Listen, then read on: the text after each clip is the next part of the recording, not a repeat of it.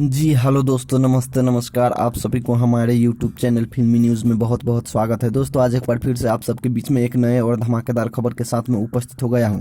जैसे कि आप सबको बता दूं कि भोजपुरी के सुपरस्टार ट्रेंडिंग स्टार के नाम से मशहूर खेसारी लाल यादव जी का एक बहुत ही नया गाना रिलीज हुआ है। बहुत ही बड़ा गाना है, जिस गाने का बोल है हम तुम्हारे है सनम हम तुम्हारे है सनम, जो कि fam music Bhojpuri official YouTube channel पर रिलीज हुआ है। और गाना का कोई जोड़ा नहीं है, इस गाने का एकदम बवाल गाना है। और इसमें खेसारी लाल यादव जी के साथ में तोसी द्विवेदी जी अपनी अदाकारा बिखरते हुए नजर आ रही है और दोनों की जोड़ी इस गाने में नजर आ रही है।